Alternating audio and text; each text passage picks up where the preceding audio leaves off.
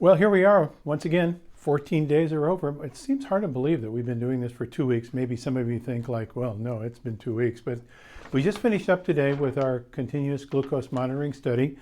Took the monitor off. This is what it looks like after 2 weeks. It's not very damaged, fortunately.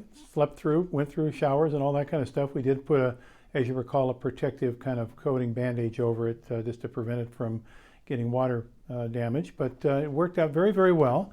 So what did we learn? We learned a lot of interesting things. In fact, we had a great group meeting today of all the participants in this study, all sharing their ideas and their thoughts and their responses to what they learned about themselves from the management of the way their bodies responded to various controlled challenges, foods.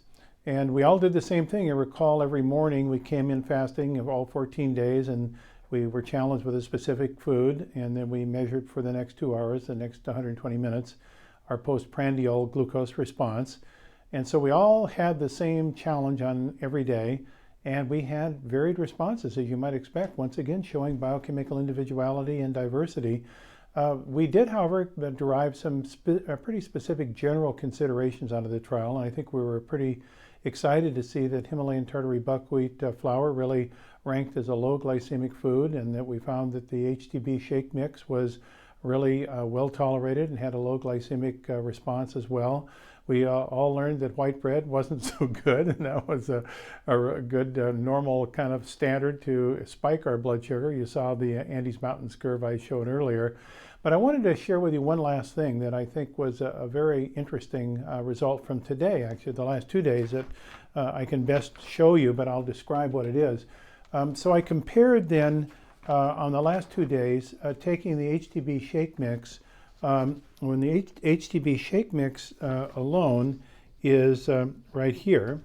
And so the HTB shake mix shows a small but demonstrable increase in blood sugar. I would say it's a fairly low response. If you look at the gradations, it only increased blood sugar by about 20 points within the first hour, and then first half an hour, and then it went down quite rapidly back to baseline.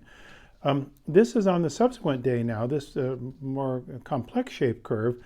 So that is taking the shake mix, but it's taking it where it has been also added to it is flour, the HTB Himalayan Tartary Buckwheat flour. So you see a more complex curve, and what you see there is very interesting, I think. You see the initial response of glucose, and then this more delayed postprandial response, probably due to the flour itself, which takes longer to digest. But the most important thing of all is that the combination of 16 grams of flour did not, which is principally carbohydrate, did not change the glycemic response adversely at all. So what we've really seen is we have a low glycemic flour with the Himalayan Tartary Buckwheat flour. And the reason for that, I think, as I tried to summarize, is that we really feel that the high soluble prebiotic fiber that's in the flour really slows the release of glucose upon digestion and flattens the glucose response curve. So we really have, with Himalayan Tartary Buckwheat flour that contains all those phytochemicals, a really remarkable low glycemic food that would be wonderful for people with insulin resistance, type 2 diabetes, or individuals with metabolic syndrome. So that's, I think, what we took away from our 2-week study at this point. We're going to write all of this up and do the statistics and look at the glucose excursions over the various foods.